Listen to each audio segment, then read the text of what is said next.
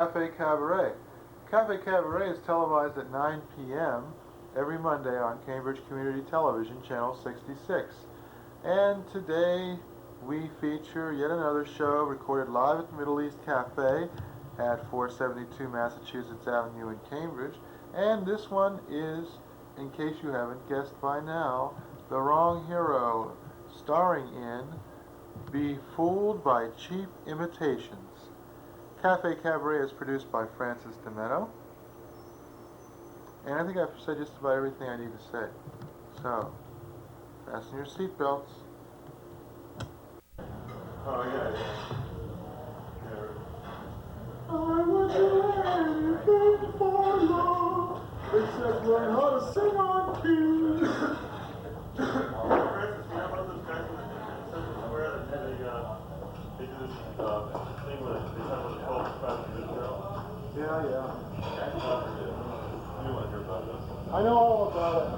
Yeah, but one of them is like Mexicans is one of the tribes, and like Puerto Ricans is another one of the tribes. It's like these kind of nationalities are like tribes. See this belly? That's one of the 12 tribes of Israel. Hi, I'm The Wrong Hero, and this episode is going to go by the name of Be Fooled by Imitations. There's a lot of guys out there dressed up in a dress with a mask and a hat that looks like it came from a crazy man's shopping cart. I don't want you to be fooled by those imitations. Oh, they try to do The Wrong Hero. Look at that Dennis Miller, for example. But no.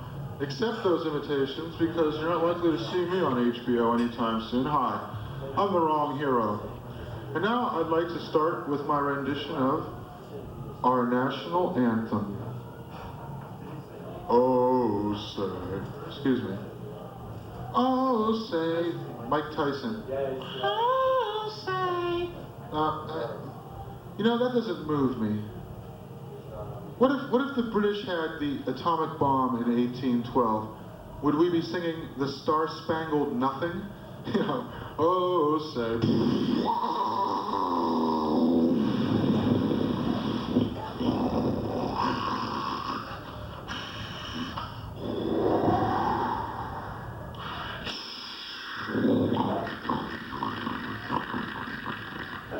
You know, when you think about it, Francis Scott Key was a one-hit wonder. And I think the Star-Spangled Banner needs to be updated for the swinging 90s generation. It's like, you know, we could do it under different tunes, like jazz. The nasty old British, well, they were going to town, the Star-Spangled Banner. They're trying to shoot it down, shoot it down. What do you know, ho? Hey Joe, hey Joe, hey Joe. What do you know? That the flag was still there. Dun dun dun dun dun dun dun. Or a show tune. Gosh, it sure is bright out. Gee, that flag is swell. Glad it's not still night out. Let's strike up the band. You know, or the blues. I was born for bad luck, and trouble's all I know. Got up at the break of morn, flag tattered and torn. Lord, how I hate to hear that rooster crow. Or maybe a country and western version. I'm drunk, I'm fired and broke. The air is full of cannon smoke. My neck is red, my skin is white, and I've been blue all night. I'm red and white and blue, feeling ragged through and through. I'm red and white and blue, just like the flag. Da da da da da da da. Or I don't know, Rolling Stones style rock and roll. Like I was out drinking till sunset. My pants have a hole in the knees. I looked out my hotel window. Flag was flying in the breeze. I love to see that flag still flapping. Or I don't know, folk music. Hey, look at that flag. It's flapping in the morning. It's flapping in the evening. Brother, look at it wave. Or you know, grunge. You know, Spangled Banner on the flagpole made of cheesecloth gets my rocks off. You know, or rap. I was walking through the hood and the noise was a sight. I was looking at the flag. It was red and blue and white. You know, or I don't know, Gregorian chant. Let's get a little esoteric here. Shoot the flag, shoot, shoot the flag, shoot the flag, shoot the flag. So, I don't know. Am I lower class? Am I a brutalizing shaman of class animus? Am I middle class? A mere parrot for the status quo ante? A cracker barrel philosopher for the bourgeoisie? No, I am the wrong hero. I am an alien comedian, and I come to destroy your Earth comedy. Because I believe it's better to fail in originality than to succeed in imitation. Actually, Herman Melville said that. So I'm copying his stuff, man. I'm doing Melville's lines. He's gonna get mad about that. Too bad he's been dead for 150 years, but... The channeling him. That's right. Shoot the flag, Moby Dick. Boy, that's a real dick joke. Moby Dick. 600 pages of Moby Dick. You know, so, if he was alive today, he was a comedian. Yeah, so I was out hunting for this fish, Moby Dick. You know, it was like, hey, you know, I don't want to talk dirty or anything, but Moby Dick. You know, yeah, he's a white whale, all right. Yeah, my dad was a liberal. He was mad at me because I brought home Moby Dick. He was a white whale. He said, you should bring a black whale home. You know, anyway, people say the wrong hero might be schizophrenic, but I'm of two minds about that. Because it takes two to know one is my motto. Hey, it's no wonder I'm schizophrenic. I'm as confused as everybody else by the modern world. But here are some things I've discovered. Religion is frozen morality. Big business is the religion of selfishness. Advertising is the Stalinization of commodities. I'm gonna let that sink in. Okay, you've had enough time. The 20th century is the story of the ongoing search to discover just how much we can debase every single myth that ever made us strong. I mean, who needs Prometheus and Hercules? Give me Mookie Wilson and Bucky Dent, or I'll know the reason why. You know, I mean, what's so hard about Prometheus anyway? Stole fire from the heavens. He was punished for stealing fire from the heavens. Wouldn't it have been more logical to steal it from hell? I mean, you know, there's plenty to go around. They wouldn't even miss it, you know? And what are they going to punish him with? So, I don't know. And this Saturn car, what's the logic behind calling a car Saturn? Well, they sit down and go, what should we call our car? Mars? No, the Cold War's over. Venus? No, we want to appeal to males as well as females. I know. We'll call it Saturn. The god in Greek mythology who devours his own children. Great name for a car! We'll call it Saturn! Here you go, son, your first car. Gee, thanks, Dad.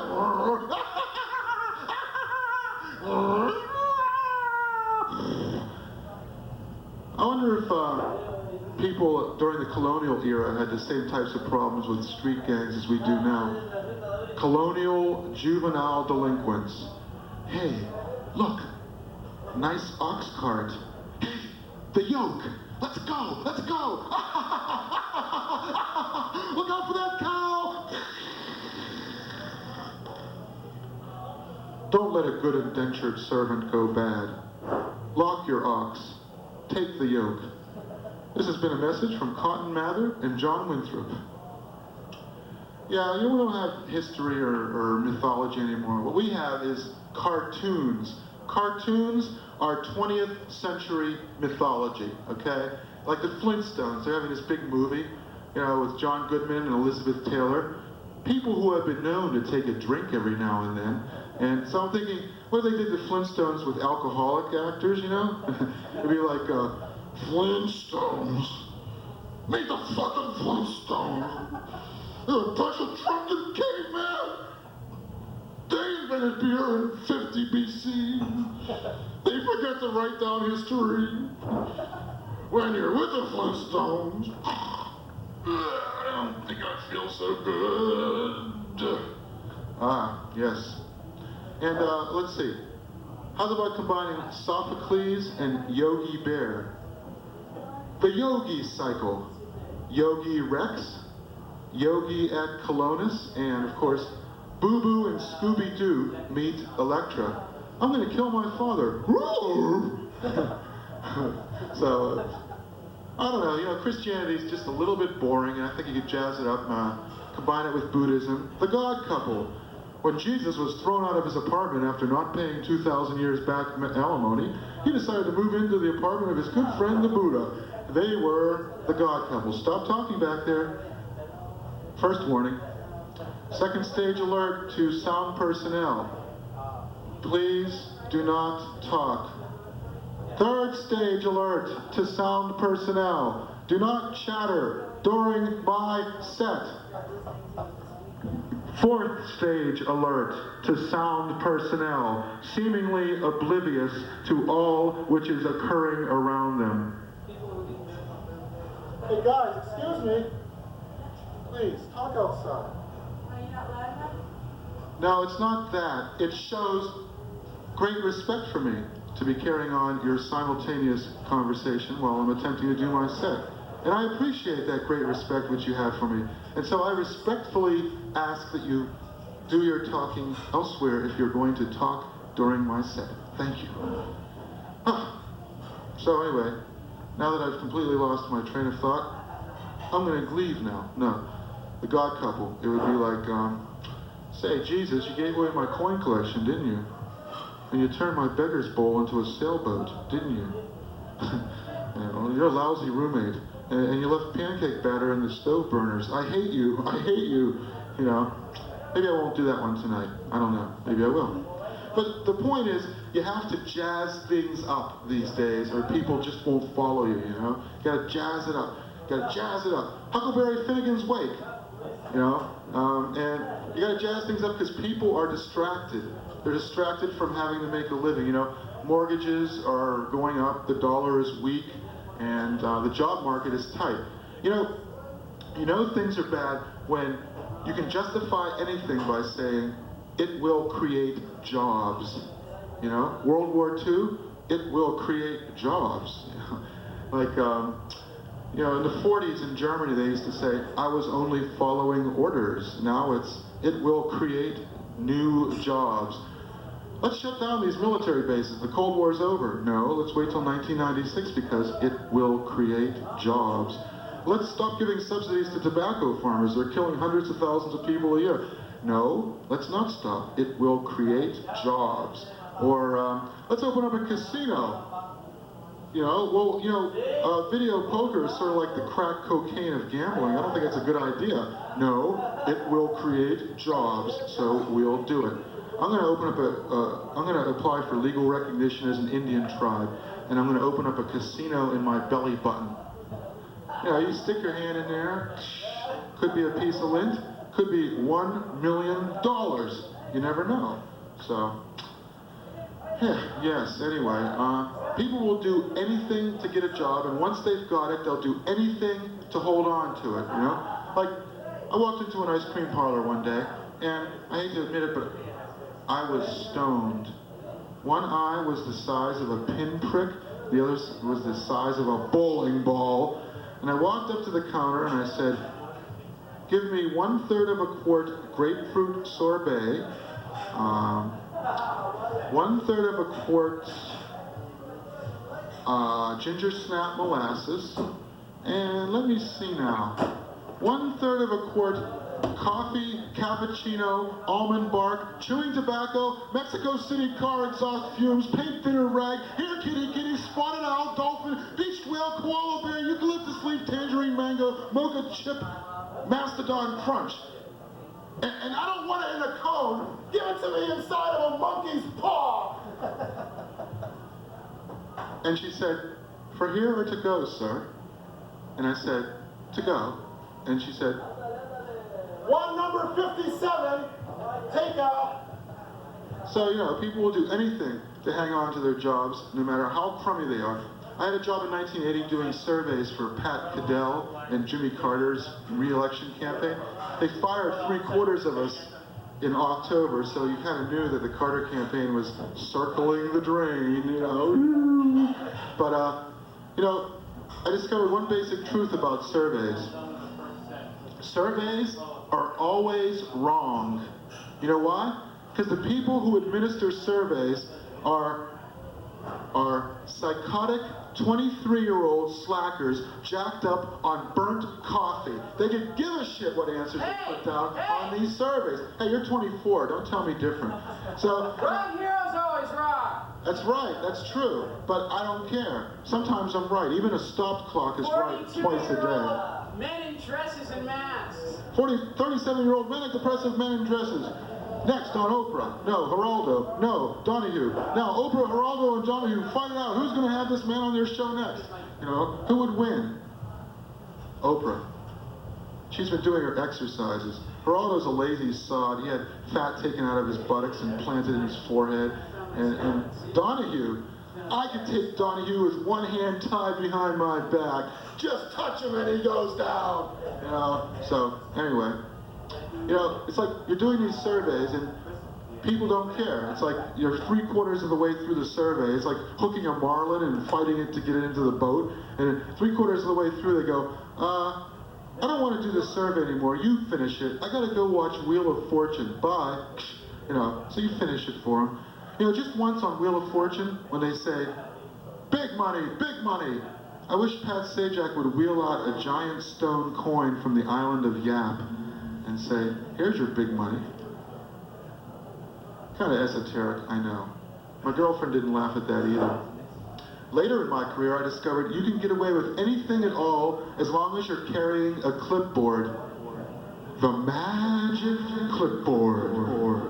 Hitler, Marilyn Monroe, J. Edgar Hoover, Bobby Kennedy, they all had one thing in common. They had the magic clipboard. And for $23 a week, it can be yours. That's right, it's the magic clipboard.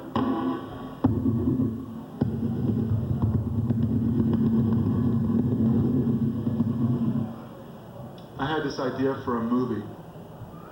World War II veteran falls asleep around 1944, wakes up 50 years later in 1994. Hey, that's an original idea. I guess Rip Van Winkle was just, you know, a wart on Washington Irving's ass. So, World War II veteran goes to sleep in 1944, wakes up in 1994, and the first thing he says is, Hitler lost. Didn't he? Didn't he? Didn't he? Didn't he? Hey, who knows, you know, Vladimir Zhirinovsky, fundamentalism, skinheads. Well, nice thing about skinheads, they get a lot of grief, but nice thing about skinheads. Yeah, there's one nice thing. I'm going to tell you what it is. They don't leave hair on the soap. Okay? And they don't clog up the drain either. They might leave pieces of their scalp on the soap. Who knows? You know, I don't know. You know what gets me? Cinco de Mayo, Mexican Independence Day. It's bad enough we stole 1/3 of their country from them. Now we're stealing their Independence Day. Isn't there no justice in the world? And you know, Portugal's going to have a big holiday coming up tomorrow. It's the Feast of Santo Cristo. And Las Torres por Cristo Puerco, la Festa de Santo Puerco, Santo Cristo. And you know, it gets me to thinking about Portugal. 400 years ago, Portugal was a world power. Now when you think of Portugal, what do you think of? Cheap red wine that gives you the world's worst hangover. And I'm thinking, 400 years from now, what are they going to think about the United States? First man on the moon? Telephone? Automobile? Jet travel? No. Plutonium, styrofoam, dioxin. That's what they're going to be thinking. Just like we think of port wine now when we think of Portugal. So, I don't know. Anyway, it's sad, you know, because it is really true. Cartoons are 20th century mythology. And let's end the charade. Let's stop calling it Planet Earth. Let's call it Disney World. Because you know, what does Mickey Mouse really stand for? MIC, military-industrial complex. KEY, Keynesian economic yoke. MOUSE, more of United States engulfment.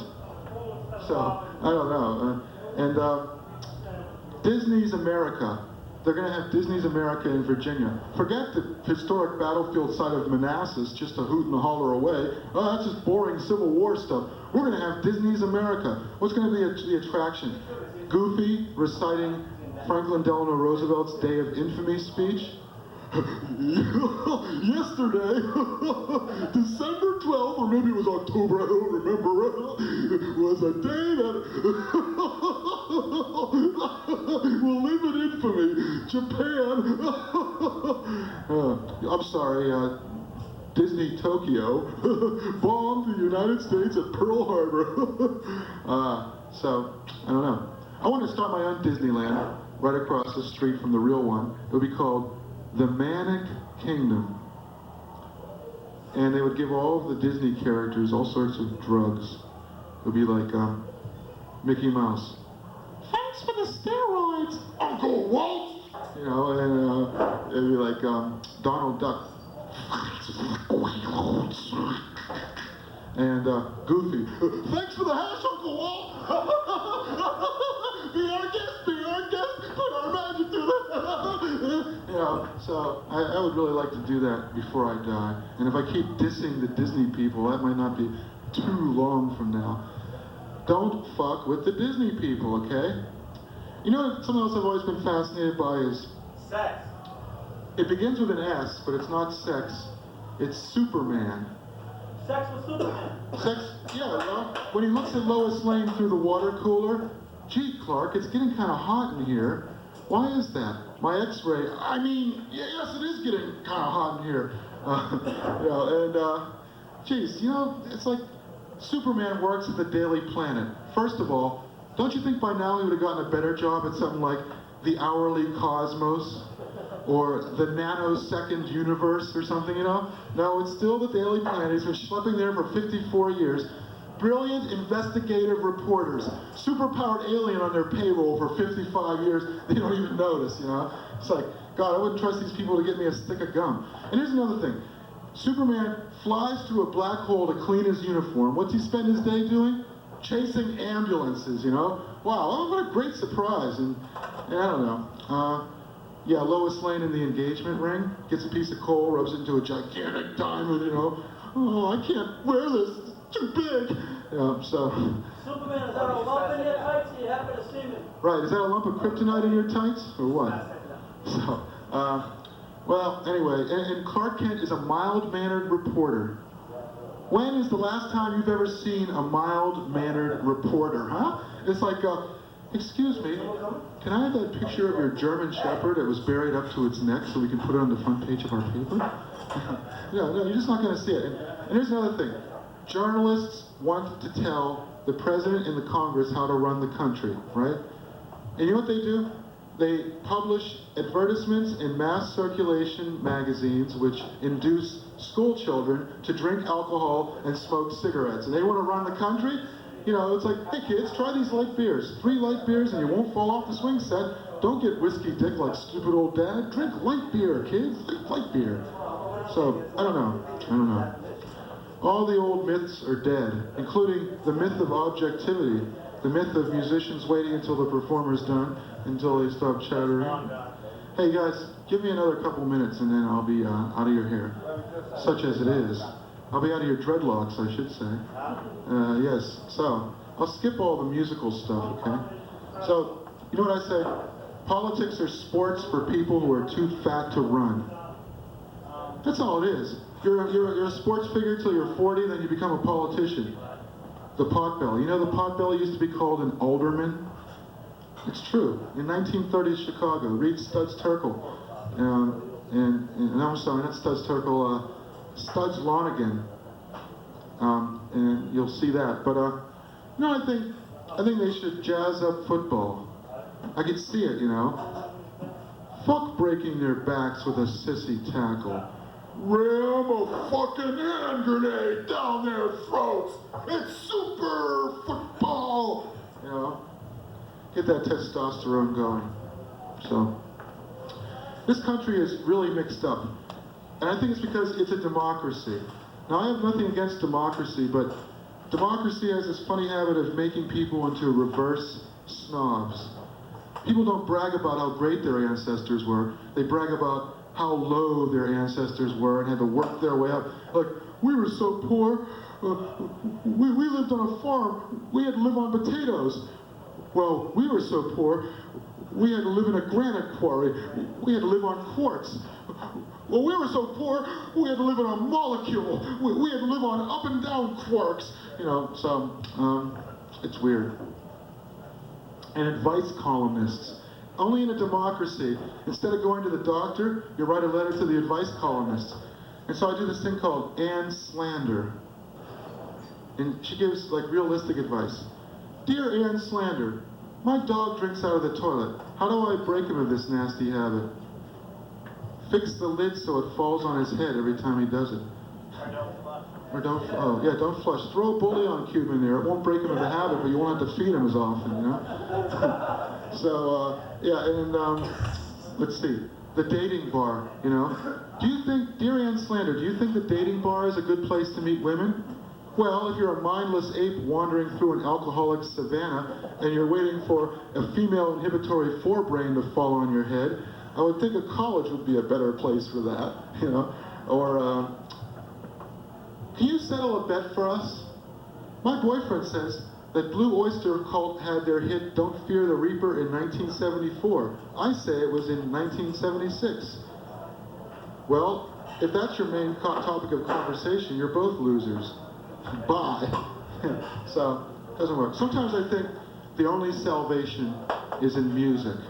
Like, you know, the Grateful Dead's going on tour with Dr. Kevorkian. They're going to do A Touch of Grey and Please Don't Ease Me In. You know, and the Beach Boys are going to come up with a hit. Help Rwanda, help Rwanda, help Rwanda, help Rwanda.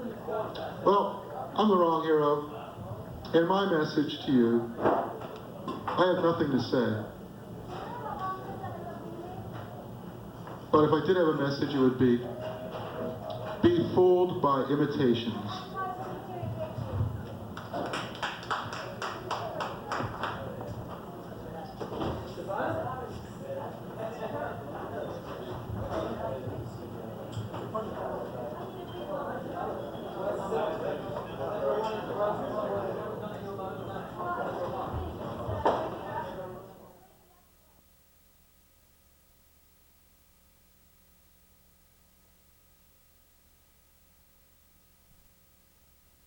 You know what I'd like to do with Gorbachev? I'd like to walk up to him and say, if you rub a tea bag on that stain, it'll go away. Well, that's old. Who cares about Gorbachev, right? I know. Now it's Yeltsin. He's finished. Now it's Yeltsin. Right. Well, Yeah, Yeltsin is meeting with Helmut Kohl. He wants to National Security Council, or whatever the security thing of the UN Security Council.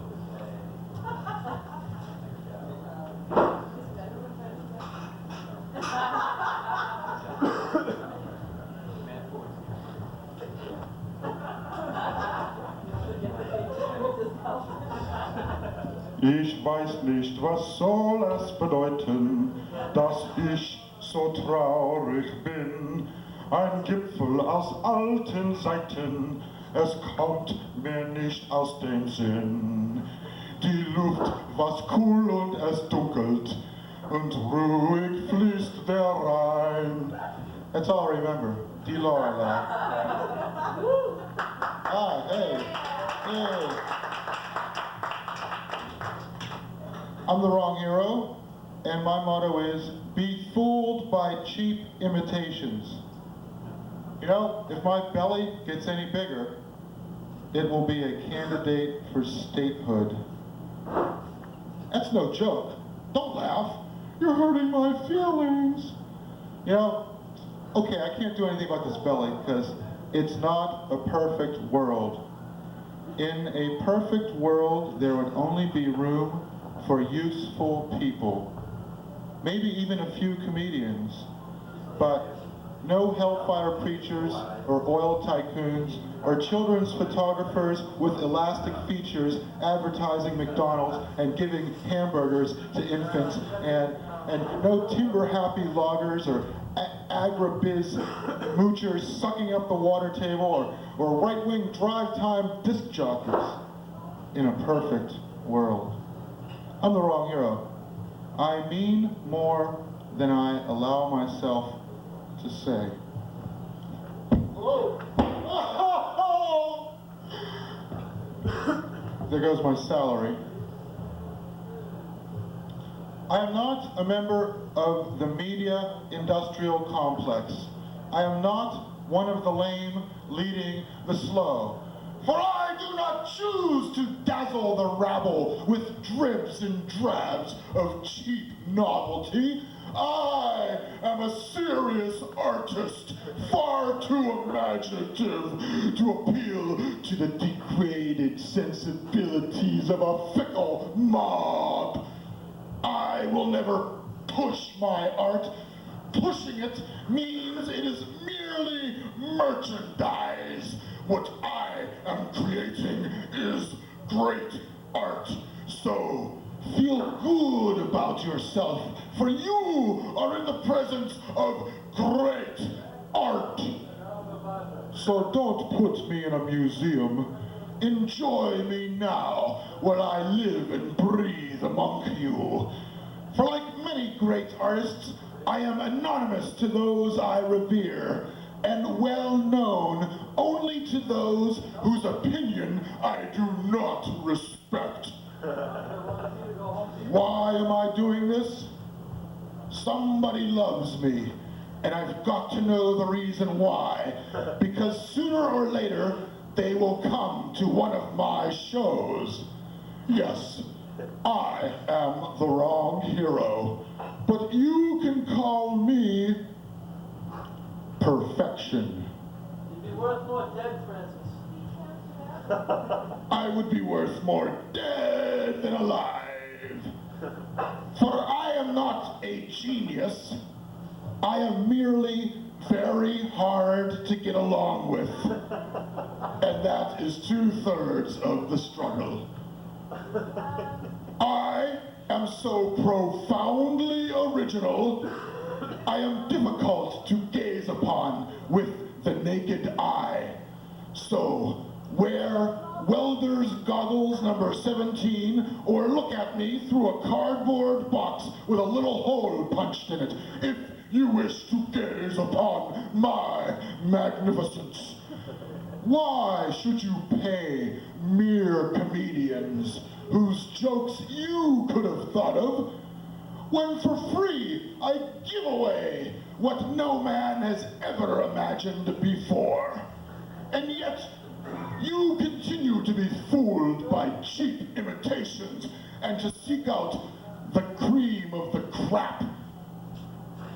My art is a disease which will outlast me. Yes, surely I am worth more dead than alive.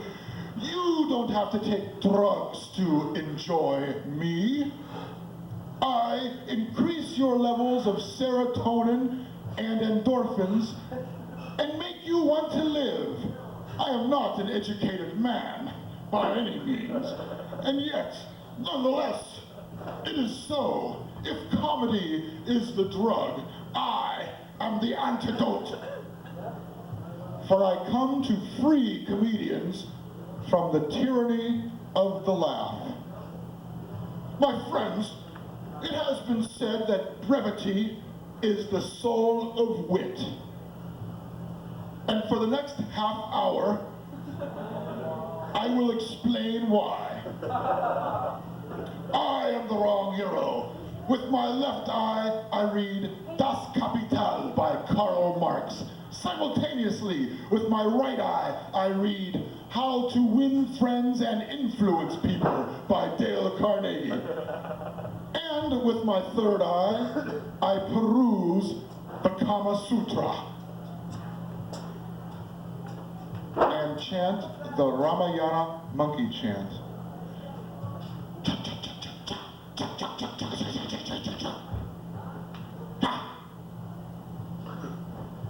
I am the wrong hero.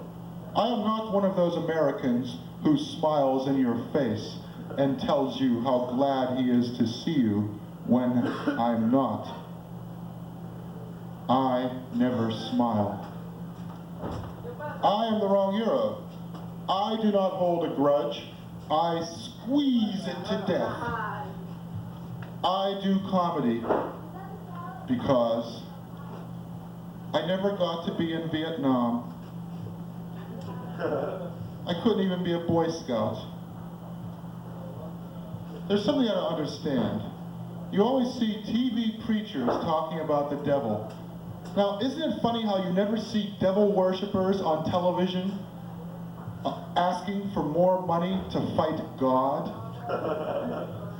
We must fight this God! Shut up, God! Shut up! I'm talking here! Last Sunday was Mother's Day, but I have a question. What about Shaft? I heard he was a real bad mother. Shaft!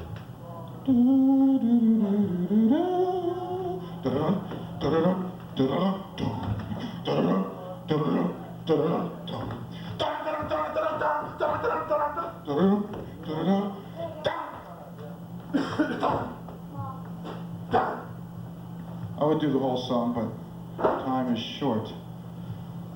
I wanted to get my hamster a Mother's Day gift, but she had just eaten her young.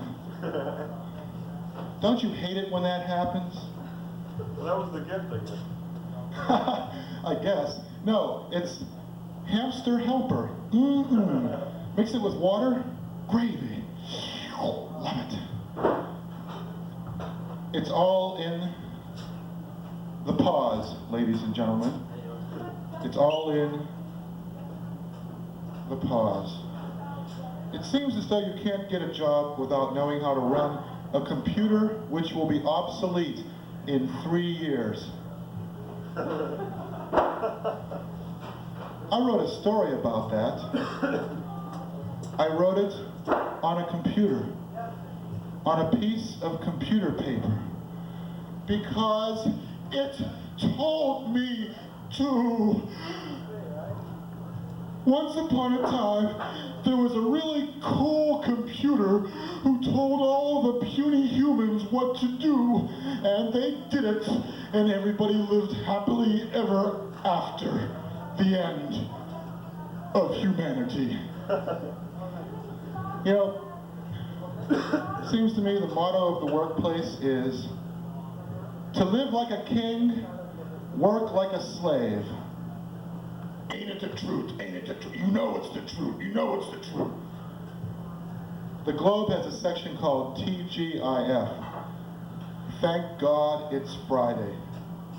Now, isn't it sort of like saying, I am a prisoner of my job. I need a set time to act spontaneous. If we really enjoyed our work, wouldn't it be, thank God it's Monday?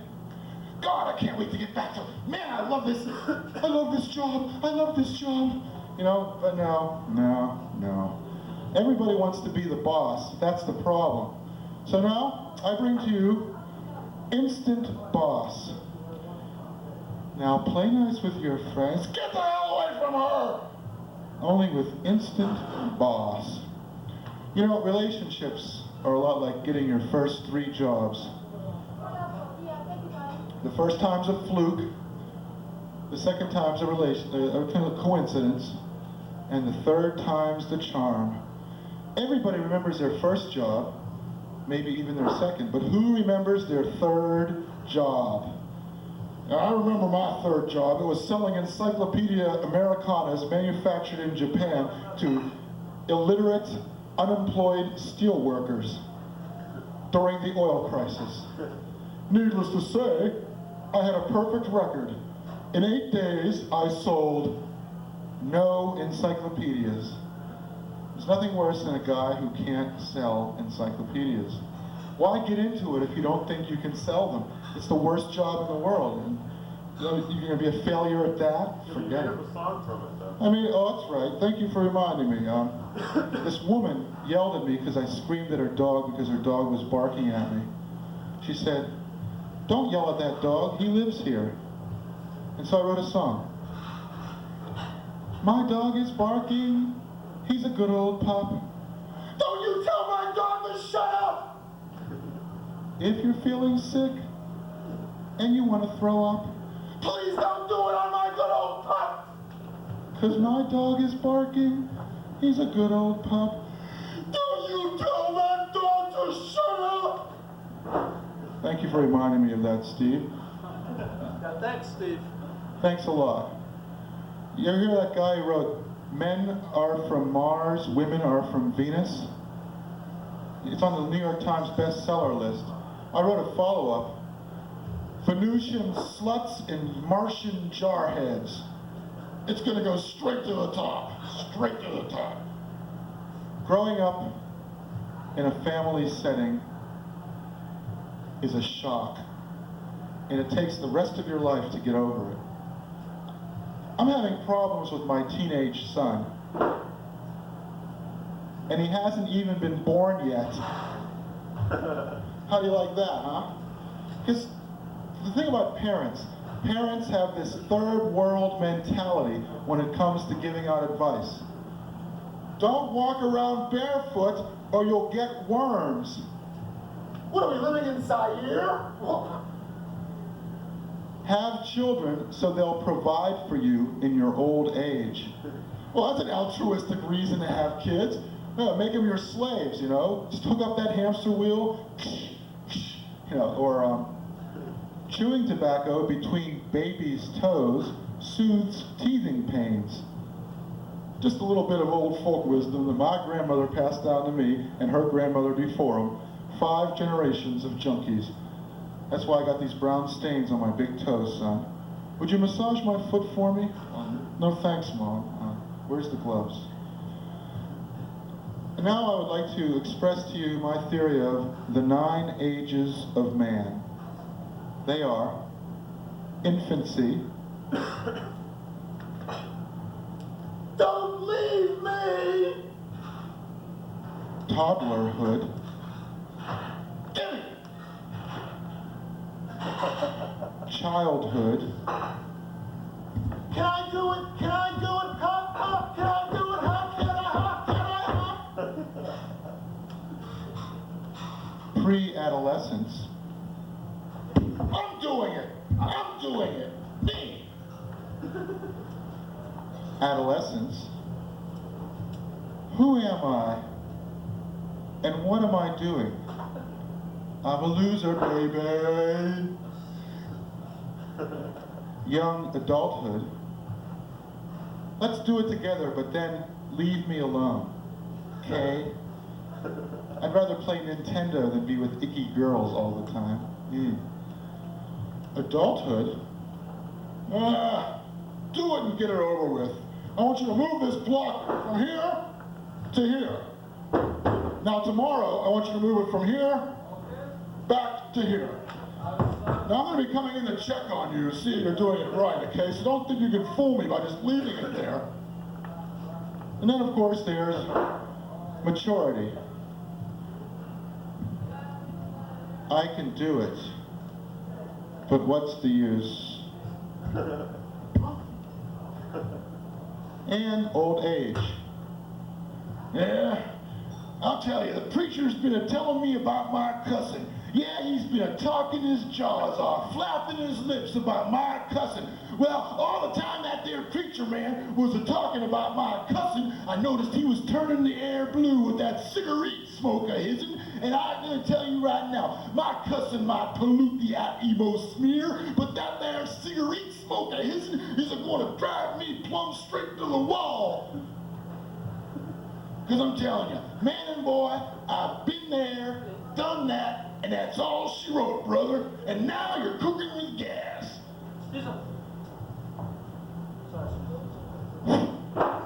I knew a harmonica player who had a PhD. He didn't play in the key of E. He played in the key of E equals MC squared. Auf Wiedersehen.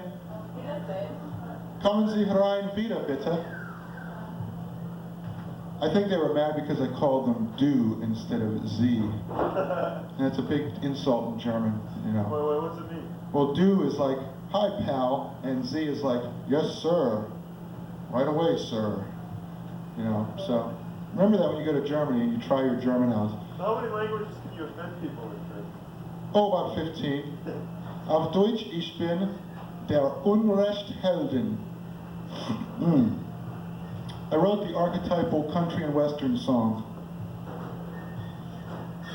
I'm drunk, I'm broke, my wife is gone, my dog is dead, my job's a joke.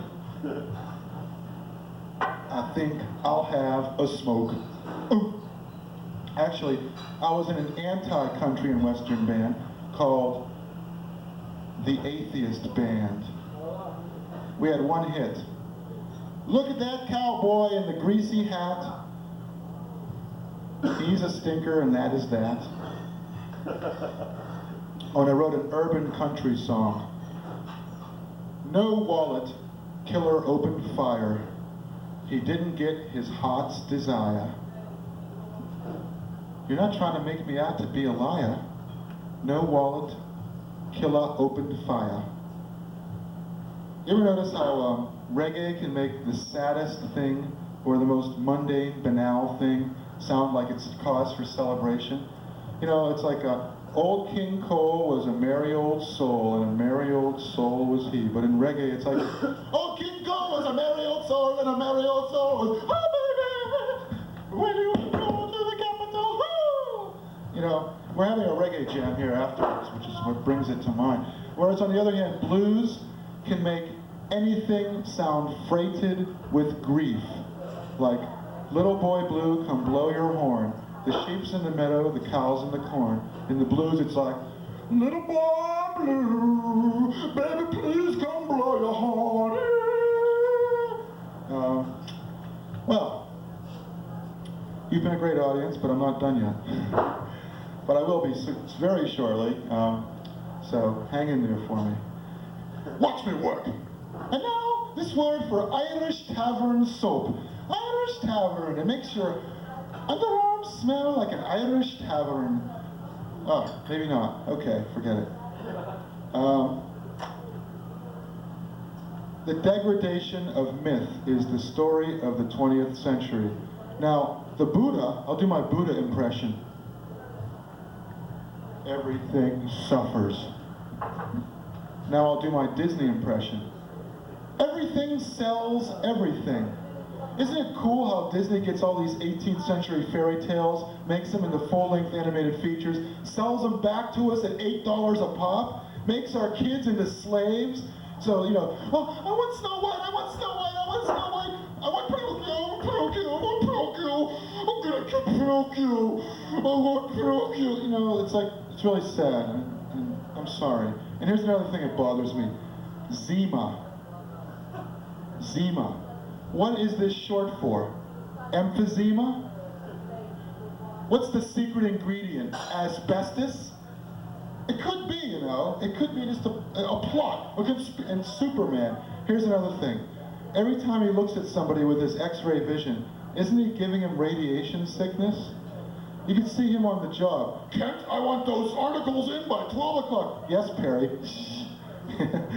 Oh, my heart. I burned away your left ventricle, boss. I don't know. Why doesn't he just like get a whole bunch of coal, make a whole bunch of diamonds, and give it to all the criminals in Metropolis, and then there would be no more crime. They'd all be in jail for drunk and disorderly, you know? It's like, yeah, Superman gave me $1 million. Now there's a great thing to say to a traffic policeman when he stops you for speeding. Can I see your license and registration? Superman gave me $1 million! Get out of the car, please. When Superman wants to get drunk, what does he order? Does he have to have a little kryptonite in the drink to weaken him just enough so the alcohol can kick in? Bartender, give me a kryptonite daiquiri. I don't usually drink these sissy drinks, but this one's kind of tasty. Yeah, and here's one more thing about Superman. Does he have a kryptonite lock on his bicycle? Can't pedal, too weak, falling back.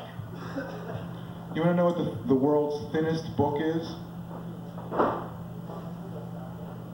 Elections won by politicians who stuck to the issues. That's a not so smooth segue into the political segment. Because, you know, in America there are no myths, just individualism, pragmatism, and materialism. And it goes like this. I'm a man. A man's gotta do what a man's gotta do. Get in, get out, get mine, get out. I ain't got no time for stupid stories that dare me to dream. I'm a man, and a man's gotta do what a man's gotta do. Get in, get yours, get out. I ain't got no time for stupid stories. It's the story of the 20th century.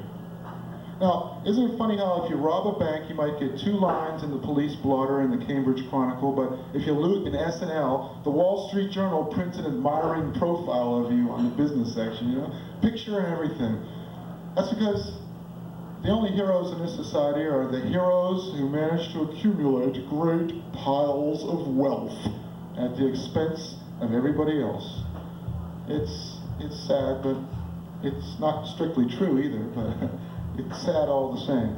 Being an American, being a success in America is like dancing in ethical quicksand a good deal of the time. And that makes me mad. But on a lighter note, liberal magazines always post-date their issues 2 or 3 weeks. Conservative magazines always sort of backdate a little bit. Isn't that just like them sons-o' bitches? New Republic, the latest one is dated May 23rd. American Spectator, April, May 1994, you know?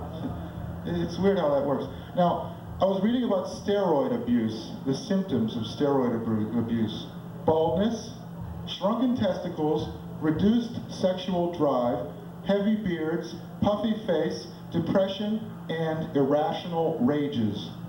In other words, steroids make you like Nixon during Watergate. You know, it's funny. It's not funny, maybe, but who cares, right? There's a 20-story CIA surveillance rocket circling the Earth now, even as we speak. I'm not making this up, or maybe I am, but how are you going to know?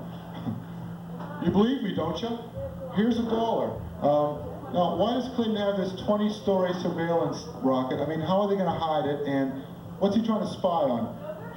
Who's against health care, or his ex-girlfriends, or what? I don't know. Hear about that sex suit that Paula Jones has brought against Clinton? Paula Jones was a gal, everybody knows. She brought that suit against the president. Well, that dirty little coward, he wouldn't, you know, and now he's no longer White House president. Well, Clinton in a sex suit? Me golden idol is tarnished. Who would have thought? I am absolutely shocked that gambling takes place on these premises. Hillary's going upscale. She doesn't sprinkle Jimmy's on her ice cream cones anymore. She sprinkles James. Okay? Now, why do you think they call them multinational corporations? I discovered something very interesting. Exxon is bigger than Czechoslovakia. GM is bigger than Norway. Texaco is bigger than Greece. And Shell is bigger than Morocco and Ireland. Hey, let's take a vacation to Shell Oil, you know. I get to see that happening. We'll watch them roll the tires down the hill. Yeah, hey. I say, put students in prison. That'll solve the funding problem once and for all. You know, because we're willing to spend more money on prisons, but not on schools, so put the students in prison and solve 2 problems at once. They learn more that way, too. They learn more that way, too. Yeah, 8 hours a day in shakedown is a mighty strong inducement to learning Latin verbs, let me tell you. Maybe we should elect a mulatto president. I think that would solve the racial divisiveness of this country. Just a thought. Don't look at me like that. I'm sorry, okay? You hear about Jose Casanova? A 19-year-old guy babysitting a 10-year-old kid, and he shot him. You know, that's funny enough, but often, I don't know where it was, JP or somewhere like that. This is recent. It happened about 2 or 3 weeks ago. With a name like Jose Casanova, I mean, God, I mean, that's what sticks in my mind. My name is Jose Casanova. Come to me, little children. You know, I don't think I'd be a very popular guy in Mexico because I only know one Mexican phrase. Empleados, laven los manos, por favor. Which means, employees, please wash your hands. I can see them stopping me at the border. Can I see your papers, sir? Empleados, laven los manos, por favor. You're under arrest, sir. And this could work in other places too. Like, I studied Chinese for 6 months, and it's like the only thing I learned was, well, basically nothing. But this gives me the notion I can walk into Chinese restaurants and order in their language. It's like, I would like some and call the police. Or you can walk into an Italian restaurant and do that, you know. Mangia, give me some veal parmesan. Or try to do their gestures like, oh, waiter.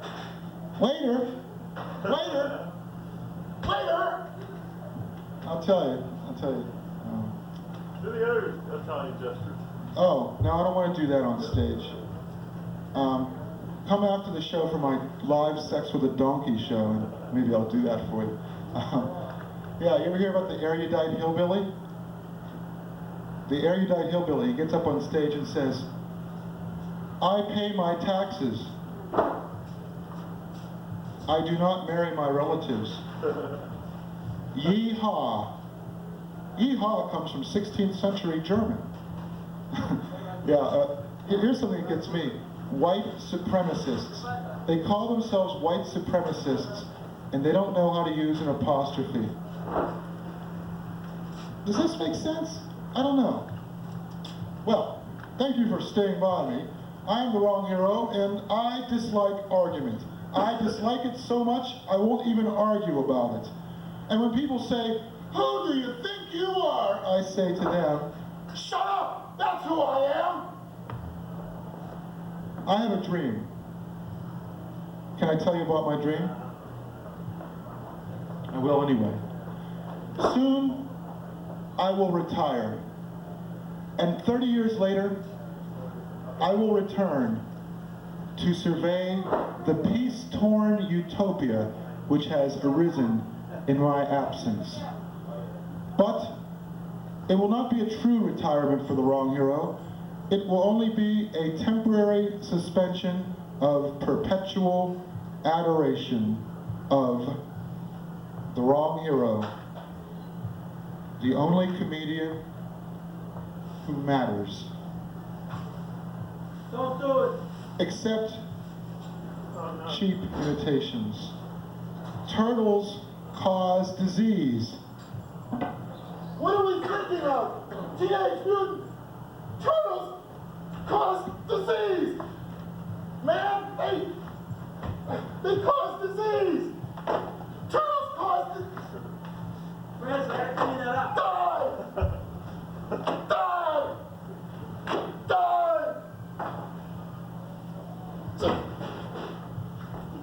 You haven't been taking your vitamins.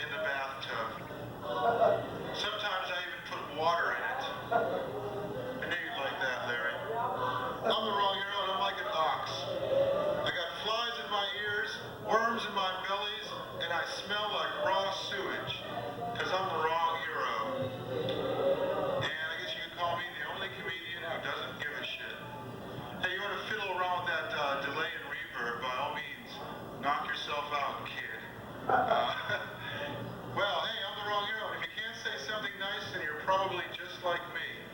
And you can write my material for me too. Okay, how's that, Wendy? Okay. This is the Wrong Heroes country, the world's most exclusive club. Anybody can join, but nobody wants to, especially when you got feedback like that. My kingdom is not of this world. It's on Mars. Hey, where's my sound? Hey man, you're monkeying with my livelihood, man. You better get that sound back up there right away, you hear me? Ah, that's better. Thank you. Thank you so much. You don't need creation myths when you have me, the wrong hero. I am a destruction myth, and that's a fact. I tried to follow the road to wisdom, but it led me to Dead Man's Curve. I kind of think the sound was better before, I don't know. Now this microphone has J9 on it, on the reverb switch. Don't turn up the gain too much because it's going to cause a feedback. These are technical notes to the sound man and not necessarily a part of my act. I don't need monitors. I know how I sound. All I'm worried about is the mixing the room. More bandage between the performer and the sound person. Well, you could say that I have street credibility. On the other hand, you could say that I grew up in the gutter and I never lost my taste for it either.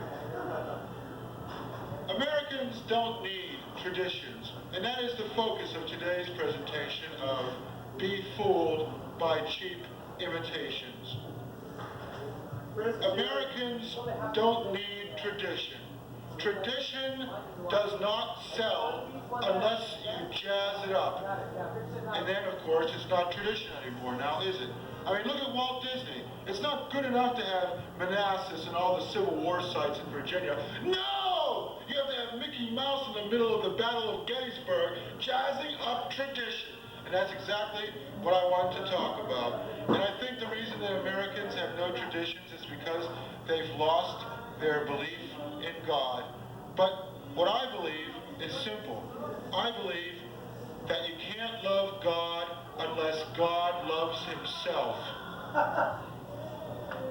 People like to badmouth astronomical phenomena like the black hole. I think the black hole has gotten a bad press. You know, you can say what you like about the bad black hole, but I'll tell you one thing. A black hole will see you through Monday. Try it sometime. Oops. Hey, now it's Tuesday. We've crossed the international time date zone. Whoa. You know, you can get married and divorced on the same day. If you get married on one side of the international time date zone and you cross over, you can get divorced.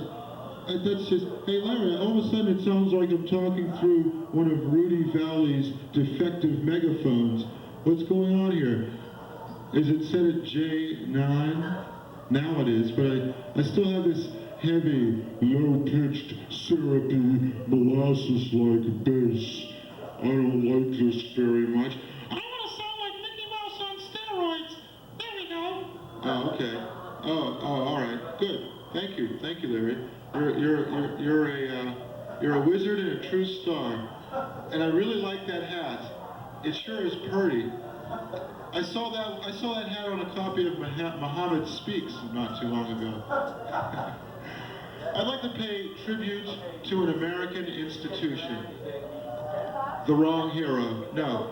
Actually, the American institution I would like to pay tribute to as a part of my attempting to bring back traditions is the car. Now, if we had some appropriate music at this juncture, it would be great. But since we don't, I guess I'm just going to have to wing it.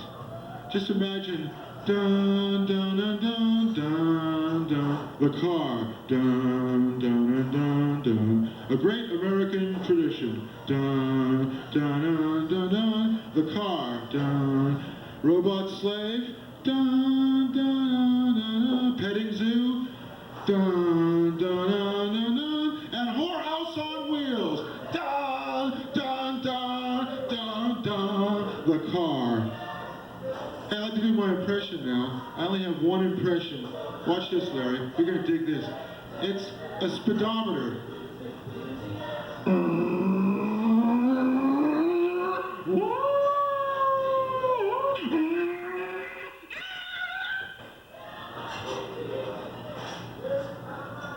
That's where I get wild and crazy. Hey, I borrowed Superman's car, but it was in its Clark Kent identity and it wouldn't do over 55. Don't you hate it when that happens? Actually, I bought a car. I thought if I bought a car, I'd be popular with my buddies who didn't have cars because I could give them rides. But now that I own an automobile, I don't hang around with trash who don't have cars. You know, nowadays we talk about cars the way farmers used to talk about their livestock. It's like, yeah, how's your cows doing? Well, I don't know, I think old Bessie's got some worms, or maybe she's been eating some of them sour apples, her milk's been off. Hey, how's your car doing? Well, I think the carburetor's got oil in it, and so it's kind of bulky when it starts, and also the idle's set too low, so it stalls out in traffic every time I throw her into neutral without putting the accelerator down. See, it's like, and the thing is, cars have completely taken the place of animals in our great American traditions. Now, if you've ever been driving along the road late at night and you're really sleepy, sometimes the sounds of cars and trucks begin to sound like the sounds of animals. So you're driving along in your little Volkswagen, you're doing 78 miles an hour and it's going like a cute little squirrel. And all of a sudden this big Mack truck pulls up behind you going,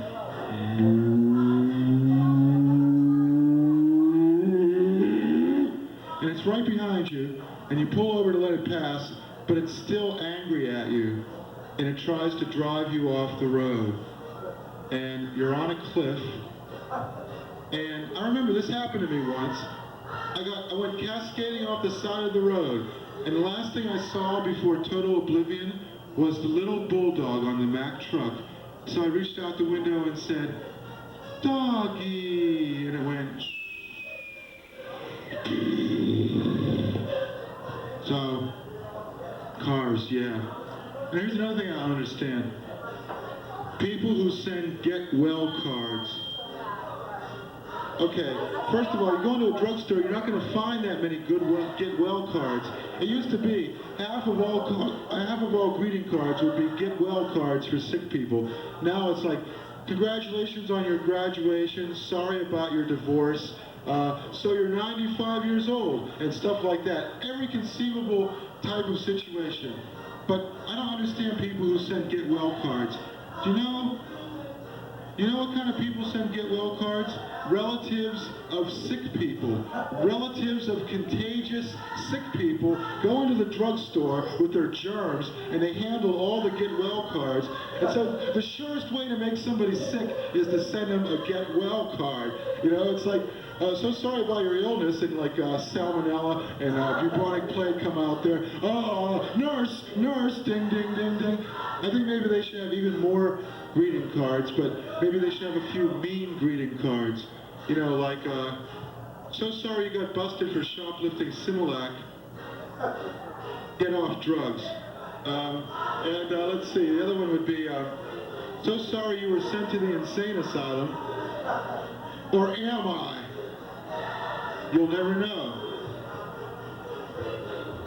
Well, everybody's sort of... And now we're going to take a brief intermission while oblivious patrons socialize in the middle of the show. Uh-oh, watch the camera. Larry, I think she's had enough of that kind of behavior. No. Nope. Not to you. But I'm not talking to you, I'm talking to 50,000 people. So there. This always happens, you know? Like somebody who's never done it before, who will never do it in their life, thinks they can do it better than the guy who's been doing it, for 20 years or so. If you don't think I'm funny, then go. See you later. Bye. Hello. Good. That's out of the way. I went into a bank. And I hate to admit it, but I was stoned. And a nickel fell out of my pocket. And I said, "Get back in there, little brother. You're with the big boys now." Because, you know, money, we're more familiar with the pictures of the presidents on the money we handle every day than we are with the feelings of our own relatives and friends. We're more concerned about losing $5 than insulting our mothers. And that's life in these United States. Now you go to the natural food stores and they sell free-ranging chickens. They sell free-ranging chickens at the Bread and Circus. My apartment is the size of a phone booth, and these fucking chickens have a farm to roam around in, the size of the state of Rhode Island. And they have a brighter future than I do. They do. Let's face it, business is our religion. Business. And it's the religion of selfishness. And advertising figures are our household gods. Poppin' Fresh, the god of bread. Michelin Man, the god of inflatable tires. It is so, and 3,000 years from now, advertising figures will be studied by archaeologists and folklorists to determine why they had such an uncanny influence on us all. We don't need tradition. We don't need archaeology. What good are archaeologists? They dig up stuff that was left here by dead people 3,000 years ago. If Indians, illiterate savages, didn't want these things, then why are we picking them up now, huh? That's what I need to know. Hey, you know what I say to my girlfriend? I say, "Baby, I'm gonna take you away from all this and take you somewhere far worse." You can bet that she loves to hear that. Oof. Here's a cute little story. When I was living in Pittsburgh, I used to watch Beanie and Cecil on television, this cartoon show, and I was afraid to go to first grade because I thought everybody in first grade had to wear those little beanies with the propellers on them, and I was afraid that if I had to wear one, a high wind might come along and send me flying against my will somewhere far, far away. Of course, you know, I grew up in the Italian section of Pittsburgh, except for when my parents divorced, then we moved to the Polish section. Man, that was real culture shock, let me tell you. From like meatballs to kielbasa in like 1 year. It was like, from getting the shit pounded out of you by Irish people to getting the shit pounded out of you by Italian people because you lived in the Polish section. Man, I'll tell you, it's not easy. It's not easy. What about black people? Yeah, I had to wait till I was 10 years old to get the shit pounded out of me by then. Yeah, one time I did wander into Homewood, and I'll tell you, me and a friend of mine, Bobby Domachowski, "Hey look, 2 Polacks, you know, shit, now I'm going to get paid," you know, that kind of deal. So it was okay though, because, you know, everybody picked on everybody else. It was kind of like equal opportunity unfairness. You know what we used to do? We used to live in Lawrenceville, the Polish section, and at 35th Street, it was the black section, and we lived right on the other side of 35th Street. So we lived on 335th Street, and there was this big tenement at 235th Street, and every Saturday night, you know, everybody would come up from down south, and they'd have big parties and stuff. That was my first exposure, really, to black people. You know what we used to do? We used to throw pennies at black kids and then hide in the doorway. And you know what's on the face of a penny? Abraham Lincoln, the great emancipator. So we'd throw pennies at black kids and hide in the doorway, and we were throwing pictures of Lincoln at them, you know. And then we're going to be throwing pictures of Louis Farrakhan at us and hiding in the doorway next, you know. That's how it's going to work out. And then what happened? And then what happened? Well, I moved to Northview Heights, and, well, I think you could probably guess what happened after that. It weren't pretty, but, you know, one time I was walking home from the library and I'd gotten all these books out about black culture, African culture. And usually they used to beat me up, but when they saw I had these books, they sort of let me alone that day. And another time it was Halloween, and I was wearing a Superman outfit, and I snuck home along the back way, but they caught me. And they saw that I was wearing the Superman outfit, so instead of beating the shit out of me, they just sort of pushed me around a little bit, and they said, "Hey, look, man, I'm pushing Superman. I'm pushing Superman. Come on, Superman. What are you gonna do?" "Oh, kryptonite, weak, can't struggle." So these are the memories I have, and some of them are kind of sad, and some of them are kind of funny. Can I ask you a favor, Larry? Can you lend me $50 so I can buy my special secret medicine that keeps me from turning into a monster? What's that? It's my special secret. It's my rheumatism remedy. Yeah. Well. Anyway, they're gonna do a remake of Frankenstein, but he's gonna be a '90s Frankenstein. He's gonna be a hypochondriac. He's gonna say, "What's wrong, Frankenstein? I've got boltitis." "Do you have this problem? Do you have a gigantic bolt sticking out of your head?" "Well, if you, like most Americans, have a 900-pound undead monster chained to a stake in your basement, get a Frankenstein child." And We Belong Dead mix. Frankenstein asks for it by name. We belong dead. Mix. Next time you go shopping for that vampire or undead creature, hey, is that free food? Right now. Oh, okay, then I don't want any. Here's something I've been wondering about, and that's police shows. Cop shows. Oh, God. Do you watch cop shows? Do you watch NYPD Blue and Rescue 911 and all those Law and Order? I'm forced to watch cops sometimes. What they gonna do? What they gonna do? I went to that 99-cent store, and they were actually playing that over the sound system. It's like, boy, that's a real shoplifter deterrent, huh? Bad boy, what you gonna do? What you gonna do when they come for you? Sounds like Napoleon XIV. They're coming to take you away, bad boys. They're coming to take you away, bad boys, bad boys, bad boys, bad boys. To the penitentiary, or life is ugly all the time. So. Cop shows are fairy tales in which the selfish middle class are portrayed as altruists. I'd like to see some more bohemian detectives. Like, I don't know, Picasso, P.I., in The Case of the Disfigured Model. Or, I don't know, what a mess, boy.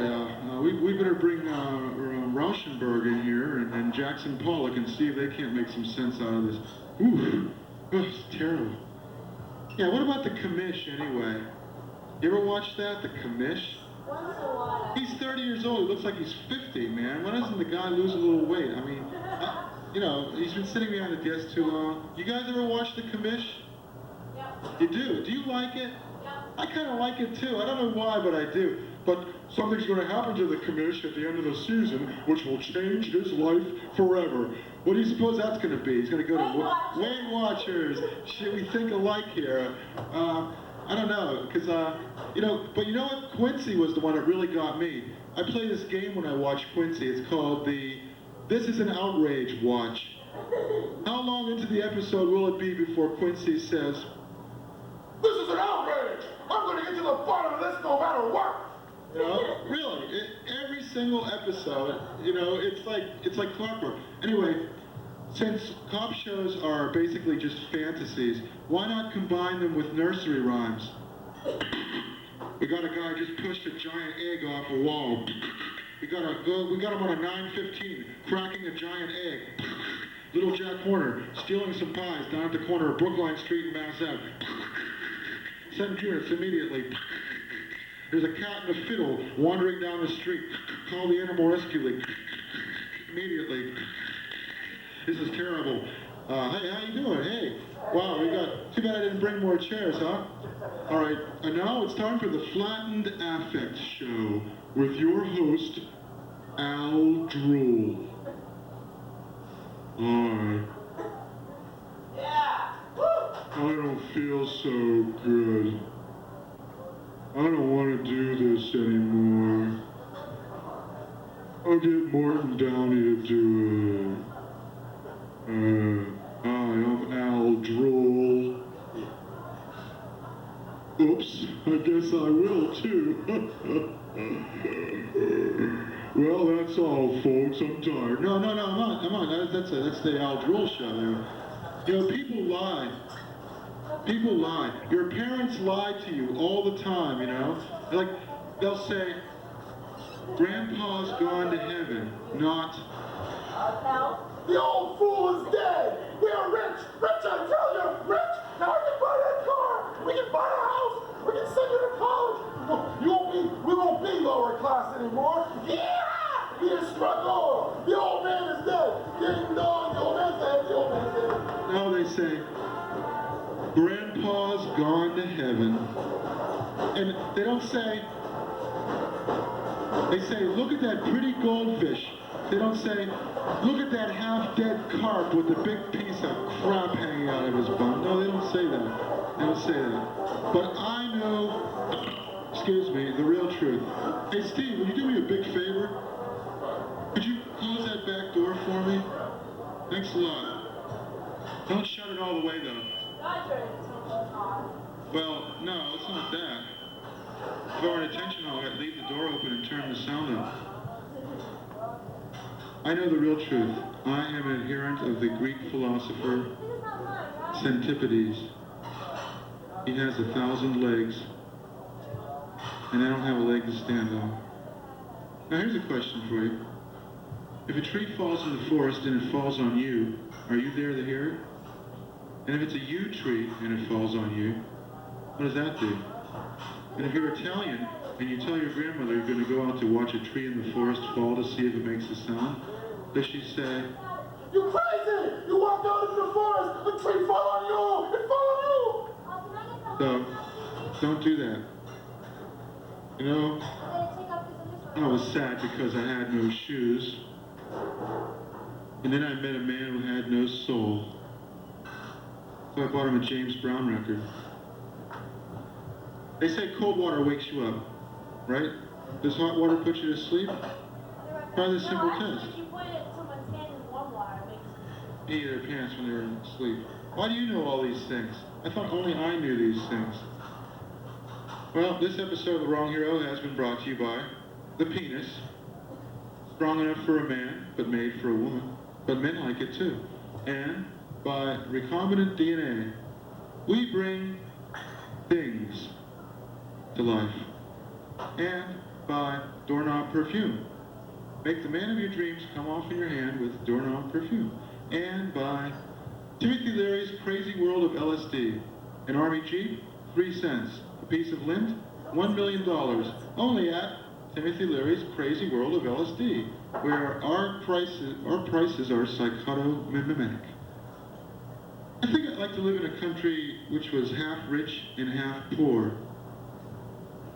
where all the peasants ride around on rocket sleds. But until that time, I think the United States is a pretty good substitute, where all the people who earn less than $9,000 a year drive around in dented 10-year-old cars.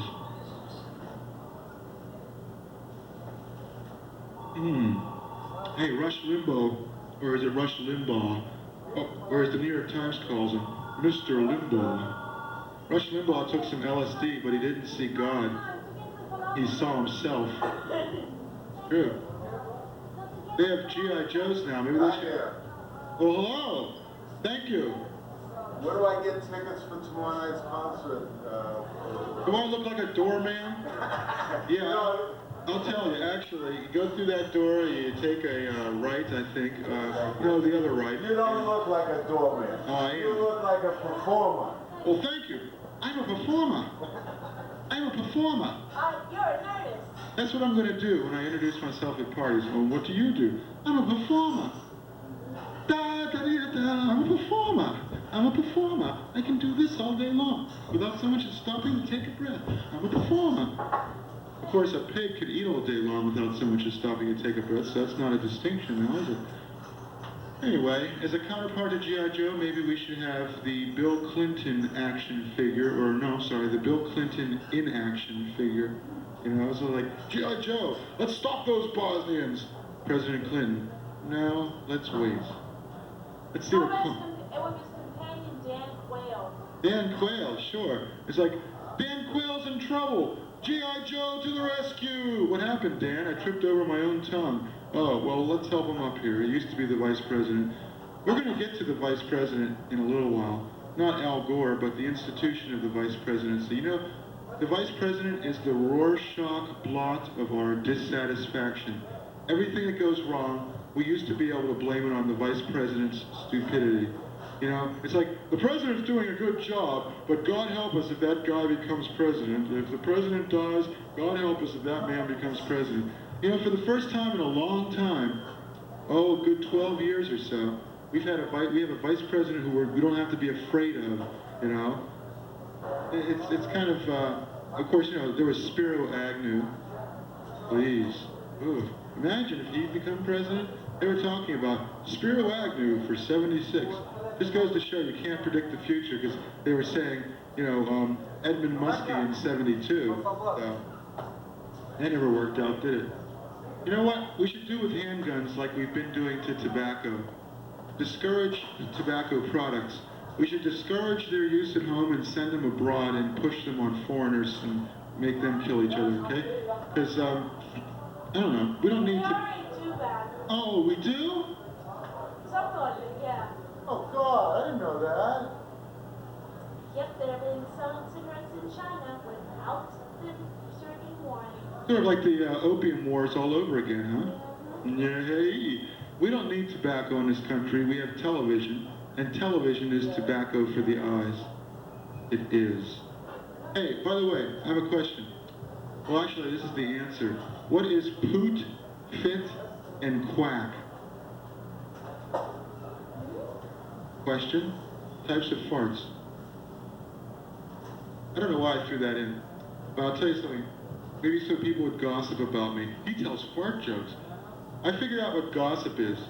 Gossip is a way of saying, I have no interesting thoughts, ideas, or life of my own, and so I have to talk about other people and destroy their reputations so people will think I'm an interesting guy.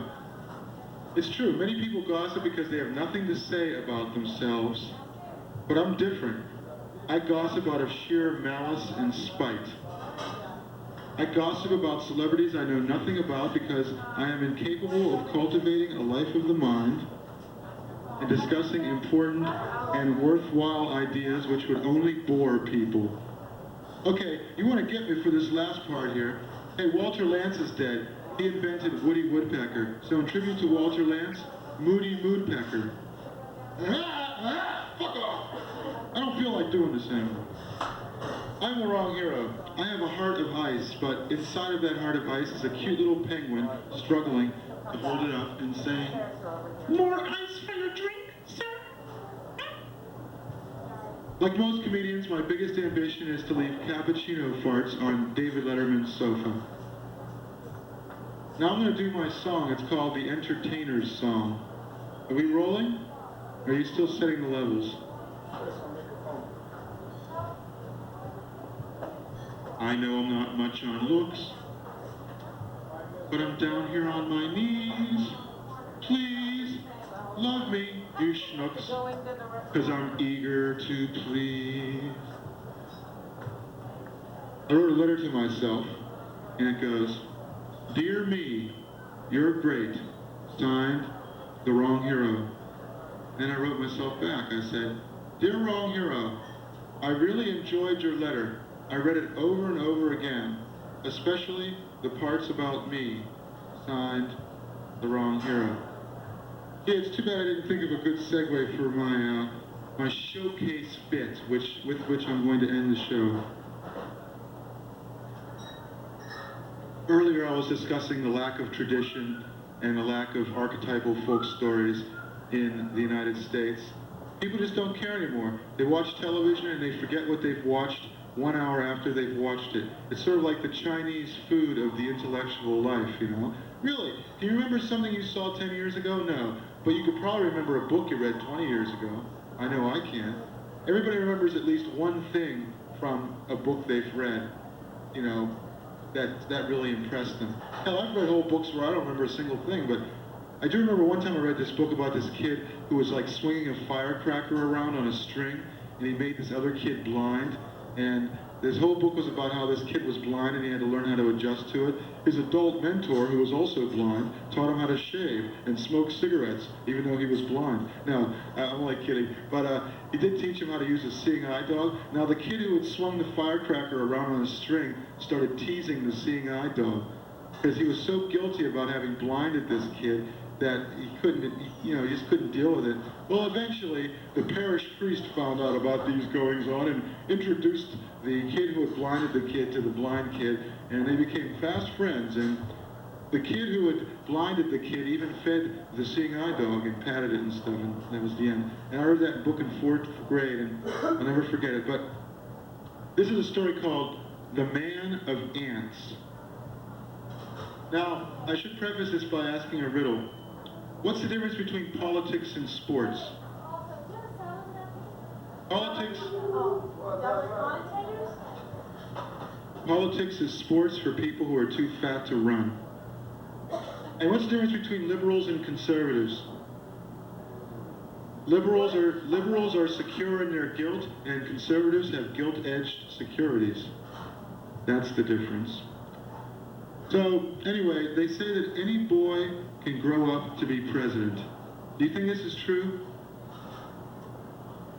Well, someday perhaps it will be. Any boy or girl, perhaps even any member of the animal kingdom can grow up to be president. Like, for example, ants. Ants are intelligent. They are. They're very intelligent. If you had 2 ants, they'd be twice as smart. If you had 5,000 ants, they'd be 5,000 times as smart. And you know how many ants there are? There are 10 million billion ants. And if you got the weight of all the ants in the world, and you compare it to the weight of all the humans in the world, they'd probably be about the same or maybe even greater. So what if all these ants formed themselves into people? Like they all stood on top of each other and they formed them. Or say one really intelligent ant did this. And he formed himself into a boy, and he determined that he would grow up to be president. What would life be like for this boy who wanted to grow up to be president, even though he was made entirely of ants? Well, I'll tell you, it wouldn't be easy. He'd be going to school, right? He'd be taking gym class.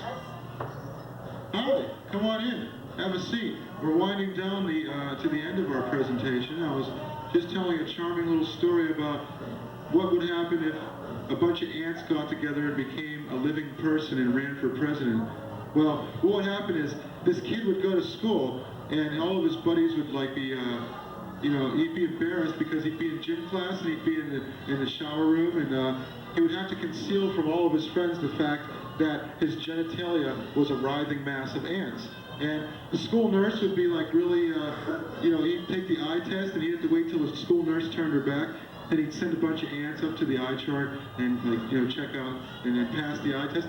He'd go to the doctor would be looking at his pimples, and it would actually be a little mass of aphids. Is this story too weird for you? I'll cut to the to the real point of the story.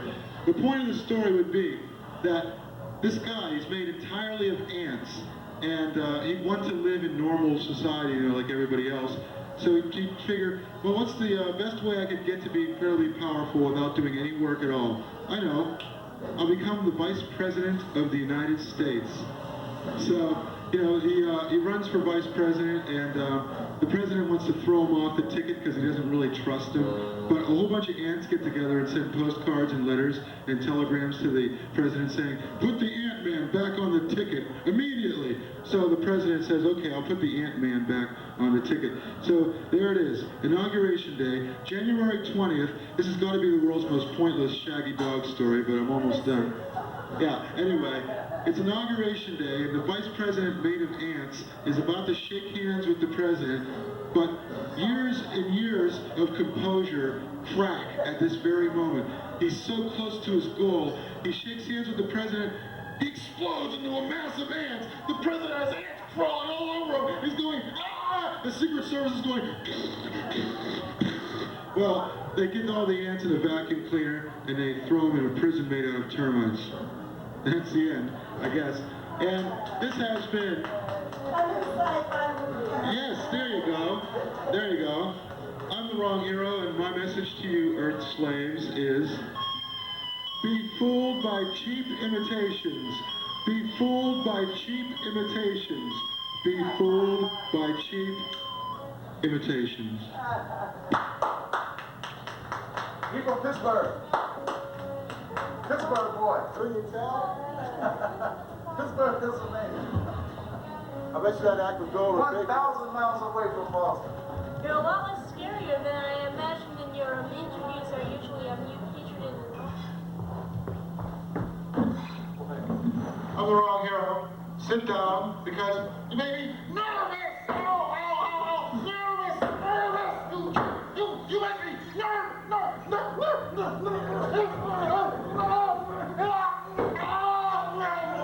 nervous when you walk around like that. Was that genuine pain? Yes, it was genuine pain, because I am the wrong hero, and I am urging you at this time, be fooled by cheap imitations. And remember, there is no life on other planets, particularly there is no life on Mars, because I killed them all for being too warlike. Francis, I just shopped around Russia and got the magic crystal with which life on Mars can be discovered. Oh, that's nice. Now, if you would confine further interruptions to the end of the show, you would make me most happy. Yes, I'm the wrong hero. People say that I speak with a voice of thunder. I laugh like the sunrise, and my deeds are as strong as a rock. Actually, it's Lincoln they've been saying that about, but he hasn't been gigging for the last 150 years, so I figure it's okay for me to use his lines. They also say that my phallus is as long as some kitchen utensils. Actually, that's the devil that they say that about. But my suggestion to you is, why don't you go to the devil and ask him? I recently realized something very important. This is very important. Sit down for this, because it's going to knock you clear off your feet. If everybody were just like me, I'd be mediocre. And the same goes for you, and especially you, and you over there. If everybody were just like you, you'd be mediocre, and there'd be nothing special about you. Now, I'm not saying there is anything special about you, but nonetheless, that is the case. Hey, by the way, I got some really good news to tell you. I got rich playing the lottery. How much? How much? No, actually, I got rich by driving myself so hard that I'm in a state of constant fatigue, but you can applaud anyway as though I had just won the lottery. Hold it, Francis. What is it? Stand right there. John, what's this? As his That's like, toenail. it looks like a horizontal vagina. As his toenail. There, I'll fix it. My reward will be that someday I'll be doing a show in front of a large audience, and somebody will be sitting in the front row and mouthing the words to my punchlines before I even have the chance to say them. Now, I was listening to a song the other Can I day. say, it looks exactly like the face. Like, that's a... It's the face of Christ, you moron! Silence, unbeliever! I was listening to a song the other day. It was the Grassroots, Live for Today. You know that song? Na na na na na, live for today. Isn't that great advice? Na na na na na na, live for today, said the ant to the grasshopper, or was it the grasshopper to the ant? Hi, Cecil. Not bad, not bad. You know, I think, hey, yo,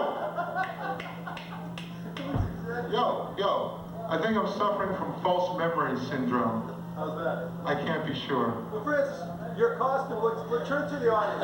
Your costume, let me point something out. It looks exactly like an Easter Island statue. Turn this way, right? Like, here's the eyes, right? The rest form the eyes. Red star is the third eye. And then the mouth is down, is that horizontal vagina. Remember, you can trust your car to the man who wears the star.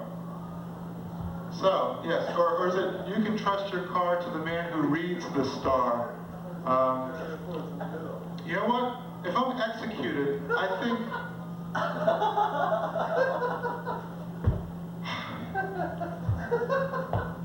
If I'm executed, as you will be shortly,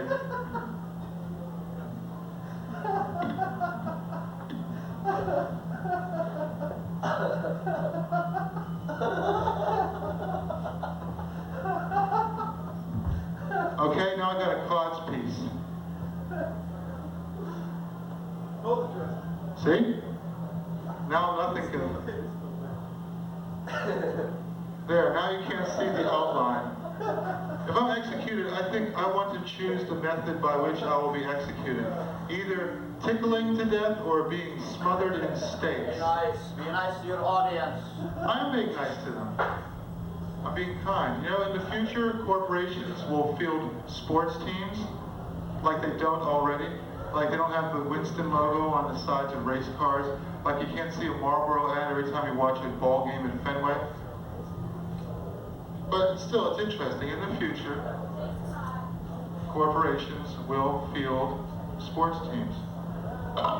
Well, I can see that I've captivated you to the extent that you're willing to listen to what will be a very poignant moment in the history of the Wrong Hero as I do a monologue, or let's say a routine, which has won me great popularity and fame, not perhaps around here, but in other countries and before the crowned heads of Europe. It is a piece which I am proud to refer to by the title which I have designated it Varoom. Well, I need another car. Now, here's the deal, guys. You've all been through this. I know both of you have been through this. I could buy a new car and will my body to science just to make the down payments and indenture myself to some shitty job so I can afford the insurance, or I could lease a car and realize when I give the car back to the dealer after 3 years, I've just poured all that money down a rat hole. Or I could buy a used junk car which breaks down every month and takes the equivalent of a month's salary to repair. Or I could buy a late model used car and have the joy of exorbitant down payments, outrageous monthly payments, plus expensive repairs the second the warranty expires. Or I could take public transportation to express my solidarity with the oppressed peoples of third world nations, of whose number I would suddenly become a part of due to my status as a person who must take public transportation. Now, my income is already at the level of a third world nation person. It used to be Taiwan, now it's dropped down to Nicaragua, but I'm inching my way up towards Peru, and before too long, I might work my way back up to the average wage that a Taiwanese sewing manufacturer magnate makes off of his employees every day. I remember back though when it was about the same level as the average wage earner of El Salvador, so I guess that's progress, huh? Anyway, I've been keeping my nose to the grindstone, so I don't know why all these shitty things have been happening to me. I'll tell you something though, if I were Pinocchio and I was keeping my nose to the grindstone, I'd be all set, wouldn't I? Who can tell if I was telling a lie? Yeah?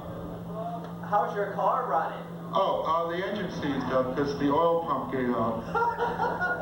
Anyway, the only exercise I get, besides walking to work, is stealing the milk from the office coffee supply. Now, I gotta tell you something. You know the best car I ever had?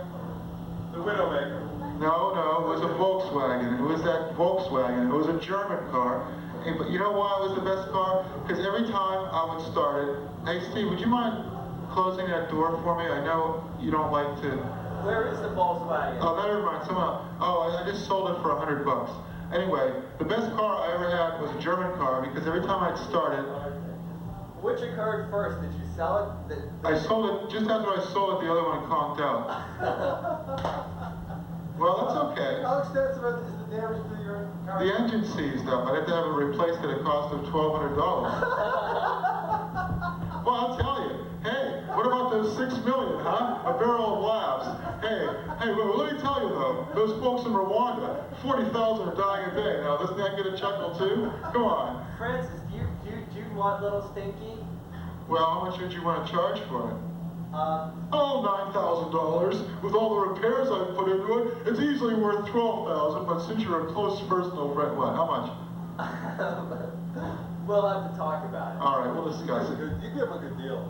Anyway, I don't want to give him another car. It'd be very affordable. you don't have to give it to me. I'm willing to purchase not it. give you, but Have me go through that whole rigmarole. Well, we'll see. We'll talk about it. Maybe you should give it to him for like, give it for small money. Well, listen. I'm going to tell you something. The best car I ever had was that Diesel Rabbit, you know? And that's because it was a German car, and every time I started it, it would say Warum. And in German, Warum means why. So every time I'd start the car, it would go, why? And I'd say, start, damn it, start. Why? Because I'd rather look sophisticated and pay through the nose than have to walk. Why? Because, like most Americans, I'm so lazy, I wouldn't holler suey if the hogs were eating me, and I'd rather talk a starving dog on the gut wagon than walk to work, or even walk so much as the length of a football field. And the car would go, why? Because the government urges us to save energy, and at the same time, they subsidize the big three automakers by keeping the roads up at no expense to them. We're talking about your welfare. Yes, okay, but wait till after the show, and we can talk about it with me present. So anyway, you see, you're interrupting the flow and the continuity of this segment, and that's the whole charm of it is, in fact, the fact that every time I say something to the car, it goes, why? And my answer was, because if hypocrisy were gold, Washington, D.C. would be Fort Knox. Why? Because we have to have highways so the military can have somewhere to drive their trucks and jeeps. Why? Because the United States is a loosely knit confederation of groups, and the military is needed to ensure domestic tranquility. Why? Because our motto should be not in God we trust, but vengeance is mine, saith the Lord. Why? Because in a democracy, stupidity takes the place of ideology. Why? Because the only place where issues are discussed is in the media, which is idiotic. Why? Because there is no standard of ethics for journalists, and they can print any damn thing they damn well please that sells papers. Why? Because if the media criticized the social order too specifically, people wouldn't want to hear about it because they realize there's nothing they can do about it. So the media just goes, tut, tut, tut. Why? Because if there were real social change, people would be too busy to pay attention to the media. Why? Because they realize that a newspaper is just an advertisement or a warning, and a radio show is just a marketplace or a clique, and that television is tobacco for the eyes, and they wouldn't have time for it anymore. Why? Because individuals will be working towards improving the world instead of forming selfish special interests groups, because there's a lot to be done, isn't there? Why? Because now everybody wants to live in the suburbs because it's good for the kids. Being so bored that you have to hang out at a shopping mall is really good for the kids. Well, that's what Eric Bogosian's new plays about, Suburbia. Cool. Well, comparing me with Eric Bogosian is sort of like comparing, I don't know, crystals to coal, I guess, or I don't know. Who's the crystal? Who's the coal? What do you think? Oh, he's the coal and you're a crystal. Exactly. Thank you, Guru. But if a Superman were to come along, they could turn him into a diamond. Anyway, to continue, so I said all this, and the car still said, why? And I said, because people mistake information for intelligence. And they fail to realize that the United States is run by well-informed ignoramuses. Why? Because television is our mythology, popular music is our religion, and the media is our folklore. Why? Now here's the important point, fellas. Because the history of the 20th century is the history of the destruction of every belief that has ever made us wise and good. That was his cost. And the car said, why? And I said, because people are brainwashed by society to believe that cars are chariots of the gods and that gasoline is the staff of life. Francis. Now listen very carefully. You know what oil is? Of course you do. It's dinosaur crud. right? Isn't it kind of pathetic that dinosaurs once roamed the earth and now we use their bones to run our cars? Now think for a minute, in 10,000 years, maybe some incredibly advanced super race will use our bones for fuel to run their vehicles and laugh at us for being so stupid and unsophisticated and primitive that we couldn't even survive? Has that ever occurred to you? Perhaps not. No, but you should have that Y on a tape recorder, you know, with some distortion. And then you could... Well, anyway, I sent all this to the car, and it said, "Why?" And I said, "I have no more answers for you. Now start, damn it, start!" And it started. And that was Varun. Well, thank you, Steve. I'm so glad that you were here. Anyway, I'm the wrong hero, and I promised to keep my remarks to a minimum.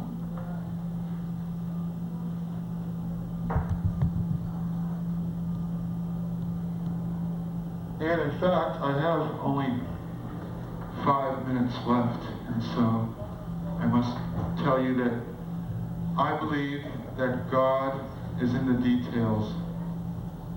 And I wish you'd get out of there because I've been waiting for 20 minutes and my teeth are starting to sink anchors away. And my kidneys are swollen up to the size of a watermelon. Francis, are you planning on closing with some physicality? You mean auto-destruction? Yeah. Well, I've already destroyed one automobile this week. I don't know if 2 would be appropriate. Hi, I'm Massimo the Mighty, but I've been sick lately, so I can't really lift this as vigorously as once I could. There we go. Is that physical enough for you? That's pretty good. And now something sort of kinetic. Like throwing it at you? Yeah, I mean, that was... If that's what floats your boat, baby. Okay, to prove that I only intend to go on for another few minutes, I'm going to hold this up until the show has reached its finale. That's great. Anyway. Maybe you should consider doing the whole show while holding something heavy out there. You know, I'm the wrong hero, and people say I'm my own worst enemy. Now, I don't know where they get a foolish idea like that, except maybe because I print up propaganda leaflets with my face on them, which read, "This is the face of the enemy." And I walk down the street throwing them on my own head. Oh, oh, oh. Ooh. Really?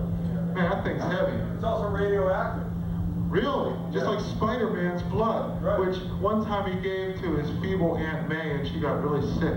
And he had to find a special isotope which only was present in the blood of the lizard who he had to track down and take a blood sample from. Yeah. You remember that? That was from the Exactly. Silver Age Yeah. of Marvel Comics. Very nice. And that is our mythology now. Yeah. People used to talk about the legends of the Greek and Roman gods Yeah. and the mythology and Yeah. history, Thucydides. Now they talk about Spider-Man number 32 where he was trapped under that giant weight and his old Aunt May was sick in the hospital and only Dr. Octopus had the isotope that could cure her. Right. But Dr. Octopus had trapped him and he couldn't get loose, but finally he does get loose. So where's the suspense? You know they're not going to kill Aunt May off ever. You know, when her body finally does go at the age of 124, they'll have some sort of bionic contraption and she'll become a villain who menaces Spider-Man. It's only a matter of time, folks. So remember, where there is no Aunt May, there is no Spider-Man. Aunt May is like the super ego which motivates Spider-Man. Anyway, Well, then who's J. Jonah Jameson? well, he's the id, of course, the naked, aggressive need for power. He's sort of like pushing Spider-Man to achieve great things. He's the man upstairs in the parlance of Freudianism. He's the father figure who is never satisfied with the works of the son whose legitimacy he suspects. You see, Jonah and Aunt May had a thing going. Aunt May is actually Spider-Man's mother. Jonah is actually his father. I know there's this story about how he was orphaned and his father was actually a spy for the government. It's all a cover story. Spider-Man is Jesus Christ. Well, no. No, Spider-Man is the Apostle Peter. He's not Jesus. Don't be blasphemous now, okay? So, Anyway, you know, my father said to me that the problem with society today is that parents have no authority to teach their children. And you know what I said to him? He said, parents have no authority to teach their children, my father said. And you know what I said to him? Shut up, stupid dad, shut up! That's what I said. I learned a lot in college. How to look cool while puking in public, and how to use 500 words to say what was never worth saying in the first place. Right on, brother. All right. Now, here's something I gotta ask you. It's a policy question, Jeff. Why talk to boring white American males about drug problems, crime problems, health problems, and prohibition? Why not go to the source and talk to junkies and criminals and insane people about these things? They're the ones with the first-hand experience, but no, instead they have these $60 a day lectures at the Sheraton Commander with all these boring white American males who are up there, you know, smoking cigars and drinking cocktails and talking about how terrible the drug problem is. And they don't have one single junkie or criminal or person who knows what they're talking about there. And they think somehow that's going to solve the problem. And I just don't understand that. But you know what? There is cause for hope, because at least now we have a president who knows that government has 3 syllables. You know? And isn't that cool? Those are some big boys. My Jeffrey, what pigs? Hey, Jeff. Hey, Jeff. Quit drooling over the equipment. Jeff, come here. Come here. I gotta ask you a question. What kind of movies did they have in 1991? What type? Action adventure movies. And what kind of movies did they have in 1992? What kind? Kiddie movies. And what kind of movies did they have in 1993? What kind? No, actually they had kiddie movies in 93, they had comedies in 92. Yeah. Now they have, in 94, they have movies that were based on TV shows. But you know what? I'm going to combine all these trends, and in 1995, I'm going to come out with a movie which is entitled Dennis the Menace, the Teenage Mutant Ninja Turtles, and who else? Dennis the Menace, the Teenage Mutant Ninja Turtles, and the Banana Splits kill Barney the Dinosaur. You think that would be a big success? No? Hey, you're gonna go see that movie, The Flintstones? I think I've already seen it. I think they made it 40 years ago. I think it was called The Honeymooners. I'm not sure though. Okay, Jeff, you can go now. Go out and get your son before you shrivel up. Well, I'm the wrong hero, and this is the last 3 minutes of my presentation. And my advice to you is be fooled by cheap imitations. Because remember, folks, in the old days, people used to read and discuss Hawthorne, Thoreau, Melville, Poe, Twain, Henry James, William Dean Howells, Hart Crane, Stephen Crane, Theodore Dreiser, Ernest Hemingway, F. Scott Fitzgerald, Upton Sinclair, Sinclair Lewis, John Steinbeck. Now what do people in America discuss? They discuss Lassie, The Little Rascals, American Gladiators, F Troop, Bewitched, Gentle Ben, The Brady Bunch, Gilligan's Island, Gomer Pyle, Hawaii Five-0, Lost in Space, Green Acres, Mission Impossible, The Love Boat, Hogan's Heroes, The Invaders, My Favorite Martian, and Batman. And yet some people insist that there's no such thing as progress. Can anybody even name one novel by William Dean Howells? I can, A Hazard of New Fortunes. But everybody knows the name of every single one of the Brady Bunch, including Alice the maid and her boyfriend, okay? So it just goes to show, you gotta prioritize. If you pay too much attention to literature, you might actually believe some of that stuff. That would be very dangerous to your financial health.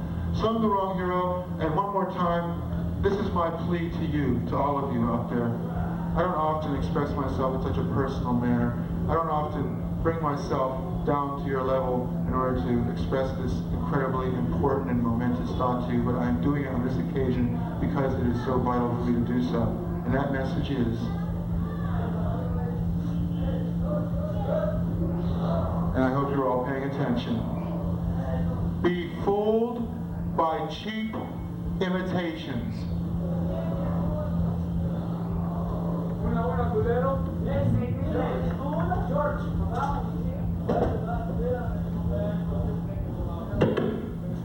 Thank you.